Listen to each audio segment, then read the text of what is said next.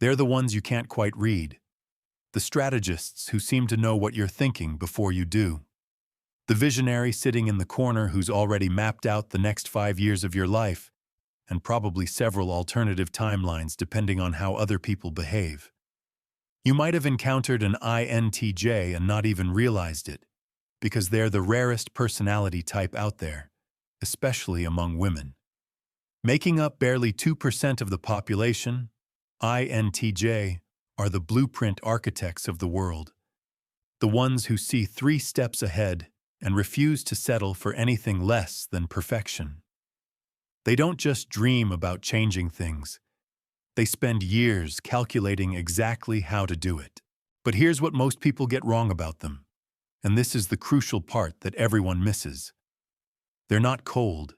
They're not arrogant. They're not emotionless robots plotting world domination in their spare time, or sitting alone in dark rooms with chessboards planning humanity's downfall. They're something far more complex, far more interesting, and far more misunderstood than the stereotypes suggest. Beneath that calm exterior lives a mind that never stops working, that never rests, a strategic engine that never idles, and a heart that cares deeply about things that matter, even if they'll never admit it to you. Welcome to the world of the INTJ, where logic reigns supreme and everyone else seems to be making everything needlessly complicated. Who exactly are INTJ and what makes them tick? INTJ stands for introverted, intuitive, thinking, and judging. These 4 letters define a personality type that represents the rarest slice of humanity. The introverted part means they recharge through solitude, not social chaos. The intuitive part means they see the big picture, the invisible patterns that others miss entirely. The thinking part means they process the world through logic rather than emotion. And the judging part means they prefer structure, planning, and knowing where things stand. Put all that together, and you get a personality that doesn't just dream about changing the world, they systematically plan how to do it. They ignore trends because they're too busy creating systems that will outlast them. They question authority not to be rebellious, but because they need logical justification. They trust data over feelings, efficiency over tradition, and results over rhetoric. To the outside world, they might seem robotic or detached, but that's just because they operate on a frequency that most people don't share. Behind the mask, what INTJ actually feel and hide from everyone. Spend time around an INTJ, and you'll notice something interesting right away. They're rarely the loudest person in the room. They don't perform emotions for social approval or to make others feel comfortable. They seem to glide through situations that would stress normal people out, maintaining that cool composure no matter what chaos surrounds them. They handle crises while others panic. But here's what people consistently miss when they assume INTJ don't feel anything at all. INTJ are deeply emotional, deeply sensitive actually, but it's all happening internally. The difference is that they filter every feeling through their logic processor before letting it out into the world. That stoic exterior isn't indifference, it's control. It's a survival mechanism they developed early on to protect themselves from a world that doesn't operate at their speed or their level of intensity. They see vulnerability as data, raw, unprocessed data. And sharing that data requires absolute certainty that the person won't weaponize it against them later. Trust isn't given freely to INTJ. It's earned through demonstrated competence and loyalty over extended time, not through friendly gestures. That's why they often come across as cold or dismissive to people who don't understand them. They're not rejecting you as a person. They're rejecting the superficial, surface-level connection you're offering. They hate small talk because it feels like a waste of oxygen and mental bandwidth. They hate empty gestures and flattery because they know it's meaningless, and they can usually see right through it anyway. What they actually crave is realness, depth, actual substance in human connection. And the frustrating part for everyone around them is that you'll never experience that depth unless you first prove yourself worthy of their trust. And that bar is high. How INTJ experienced childhood and why they felt like outsiders. From their earliest years, many INTJ report feeling like aliens on a foreign planet, observing human behavior from the outside. While other children were goofing around on playgrounds, the young INTJ was reading instruction manuals, taking things apart to understand how they worked, or lost deep in internal thought processing the world around them in ways their peers couldn't access. School was often a nightmare not because they lacked intelligence, but because it bored them to absolute tears. Repetitive work felt like torture, especially when they could see patterns and complete assignments in their heads before the teacher even finished explaining. Teachers who couldn't justify their rules or authority seemed like obstacles to understanding rather than guides. Because INTJ mature intellectually much faster than their peers, connecting with other children became nearly impossible. They valued competence and knowledge and mastery, while everyone else seemed interested in popularity contests and gossip about who liked whom. Childhood wasn't lonely so much as it was isolating by their own design, a period where they learned early to trust their own inner world more than the external social hierarchy. As teenagers, they often developed a cynical edge, a protective layer that came from seeing through too many social games and fake smiles and empty promises. But underneath that skepticism was a genuine, almost desperate desire to find even one person who truly got them, who saw past the performance and appreciated the real person underneath, someone who didn't need constant explanation of why they thought differently. How INTJ actually think and process the world. INTJ lead with a cognitive function called introverted intuition, which operates like a powerful internal prediction algorithm running constantly in the background, never stopping, always calculating. This knee function sees patterns everywhere, constantly analyzing past behavior, predicting future outcomes with uncanny accuracy, and mapping the invisible mechanics behind human systems and organizations. It doesn't guess or hope or wish things will work out, because that's inefficient. It predicts with stunning accuracy based on pattern recognition. Combine that with their secondary function, extroverted thinking, and you get a personality that doesn't just foresee the future, it actively builds detailed blueprints for how to construct that future. INTJ spend enormous mental energy creating detailed internal models of how things should be. Then they pursue those visions with almost relentless determination, sometimes to their own detriment. This is exactly why they're brilliant strategists and effective planners. They don't need every piece of data to make a decision because they've already mapped out the trajectory in multiple directions. Their accuracy is almost eerie to people watching from the outside. People who haven't experienced this predictive ability tend to think INTJ are just guessing or getting incredibly lucky. But the truth is, they've already run the calculation 1,000 times in their head before they ever voice their conclusion. But here's the critical thing. That same strength that makes them visionary also becomes their biggest weakness if they're not careful about staying open to new information. The dangerous side of INTJ personality that can sabotage everything. Every superpower has its kryptonite, and for INTJ, it's their unwavering confidence in their own mental models and predictions. That confidence can very quickly tip into arrogance if left unchecked, and if they don't actively work against it. INTJ can dismiss other people's perspectives way too quickly, and that dismissal can be crushing to people around them. If you're not adding measurable value to the system or the mission, they struggle to understand why you're there, or why they should listen to you or invest any energy in you. They can become rigid, locked into their internal blueprints, refusing to pivot even when life throws curveballs or when new data suggests their original model was incomplete. They struggle with emotional blindness, not because they lack emotion, but because they don't always know how to respond to feelings in real time, both their own and other people's unexpected reactions. Perfectionism becomes a trap they fall into constantly, and it can be paralyzing.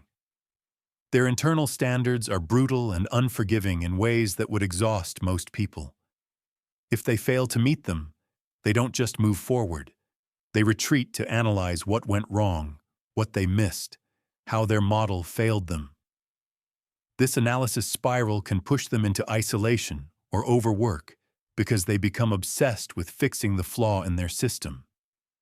They can also struggle with actual follow-through if the project becomes emotionally draining or loses intellectual novelty halfway through. Hyperfocus is real for INTJ, but so is sudden abandonment of projects when they've solved the interesting part and it becomes routine. The underrated strengths that make INTJ absolutely formidable. Yes, they can be intimidating, and yes, they can rub people the wrong way. But INTJ also possess some of the most powerful and wildly undervalued strengths of any personality type in existence today. They are visionaries who don't just fantasize about the future in some abstract way. They actually engineer it into reality through deliberate action. They make long-term sustainable change happen because they think in decades and centuries, not quarters and fiscal years. They build systems that outlive trends and transcend their creators, which is rare and valuable. When an INTJ believes in someone or something, they commit with an intensity that other personality types rarely match or understand. They will fight for it, work for it, and sacrifice for it, because their conviction runs deep and doesn't change with the wind. They're also incredibly resilient in ways that most people don't see or appreciate. Once they learn a lesson through failure, they almost never repeat the same mistake because they've internalized the flaw. They have excellent self-awareness about their weaknesses because they've spent so much time analyzing themselves and their patterns. They're not afraid of reinvention or radical change. In fact, they thrive on it when they decide it's necessary. They will completely rebuild their worldview if new data contradicts their old model, which is intellectually honest. And despite all the stereotypes about them being incapable of loyalty, the truth is that INTJ can be deeply loyal, protective, and even romantic in their own quiet, analytical way.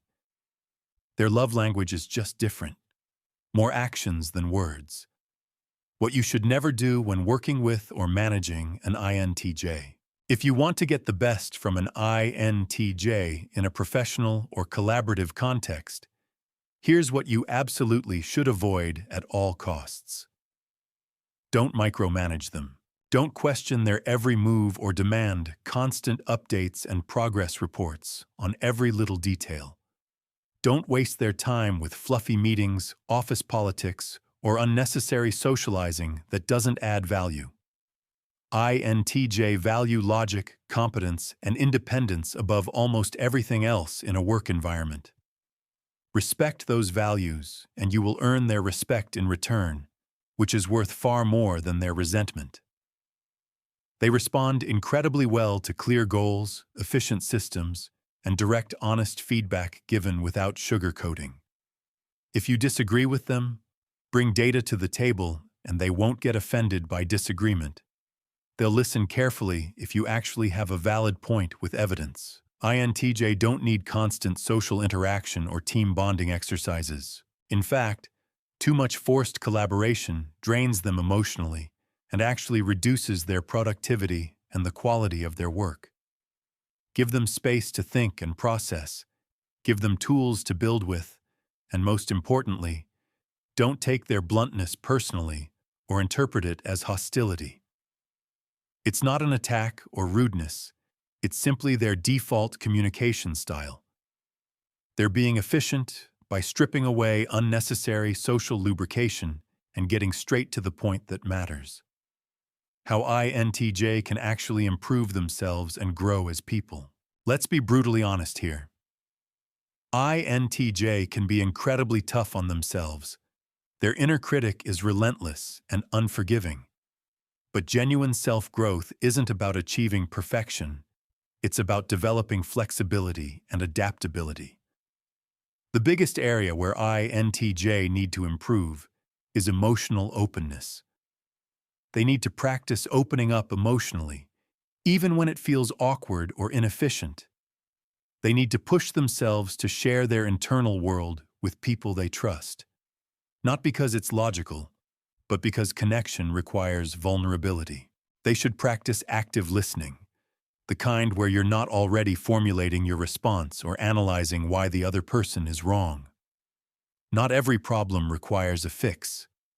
Sometimes people just need to be heard. INTJ should make deliberate room for spontaneity in their lives. Life cannot always be predicted and controlled, and accepting that is liberating rather than terrifying. And they absolutely need to remember to appreciate the people in their lives. INTJ often assume that people just know they care deeply, but sometimes people don't pick up on that. A little warmth, a little expressed gratitude, a little acknowledgement goes a surprisingly long way in human relationships. Love and relationships through the INTJ lens. Love is complicated for INTJ because they want depth, loyalty, and a shared vision for the future. But vulnerability doesn't come easily to them, not naturally anyway. They take an extraordinarily long time to open up to someone romantically because they're assessing compatibility and long-term viability. They analyze every interaction looking for red flags or inconsistencies in the other person's character. They protect their independence like it's oxygen because it is, in a sense, the foundation of who they are. They've spent their whole lives learning to rely only on themselves, and trusting the wrong person feels dangerous. But here's what happens once an INTJ actually commits to someone seriously. They're all in, completely committed, absolutely dedicated. They show love through action rather than words, through planning your future together, through solving your problems and removing obstacles in your path before you even ask. They might not write love poems or give lengthy speeches about their feelings because that feels performative, but they will build a life with you brick by brick, systematically constructing something that actually lasts through time. The real challenge for INTJ in relationships is finding someone who genuinely respects their need for solitude, but who can still connect with them emotionally at a deep level. Finding someone who isn't threatened by their strength or intelligence. Finding someone who understands that their distance isn't rejection, but actually a form of comfort. That's the relationship that actually works for an INTJ in the workplace, and what they contribute to leadership. INTJ thrive in career roles that reward innovation, strategic thinking, and personal autonomy. They absolutely hate busy work, and they love solving complex problems that actually matter. They excel as strategists, engineers, scientists, analysts, and founders. In leadership positions, they're not the loud, charismatic type. They lead through vision, through demonstrated competence, through concrete results. They demand excellence from everyone, but they offer the same high standard in return. They're not always the easiest people to work with as colleagues, but they're often the most effective because they never waste time on nonsense. If you want a system optimized, an industry disrupted, a complex problem solved, or a plan executed flawlessly, you call an INTJ. They see the inefficiencies that everyone else overlooks, and they can't rest until they've fixed them. The myths and misconceptions that completely miss the point about INTJ. No, INTJ are not emotionless robots incapable of human connection. They feel deeply, They just express those feelings differently than other personality types. Their emotions are as real and as valid as anyone else's. They're just processed through logic before being expressed. Not all INTJ are evil geniuses plotting world domination in underground lairs. That's Hollywood fiction and bad stereotypes. They're just regular people with strategic minds trying to solve real problems. This whole Sigma male narrative that's been thrown around lately is way overhyped, and it boxes INTJ into a limiting and often toxic stereotype. It suggests they're lone wolves incapable of real relationships, which is false. And let's not forget about INTJ women, who are often the most misunderstood of all. They're told to be softer, to smile more, to tone down their intellect and competence so they don't threaten the fragile egos around them. They're misunderstood for their intelligence and sometimes punished for their ambition. But when INTJ women own their strengths fully, they become unstoppable forces of nature. Final thoughts on understanding and supporting the INTJ blueprint. INTJ were not built for the shallow end of life. They were created for depth, for vision, for actual transformation. They see the flaws in the system that everyone else accepts as normal, and they have the guts and the strategy to rebuild it better. They're not here to follow trends or accept mediocrity. They're here to lead quietly, strategically, and relentlessly toward whatever future they've envisioned. For all the INTJ watching this, your blueprint matters. Your vision matters. But don't forget the human side of your mission. Let people in, even when it's uncomfortable.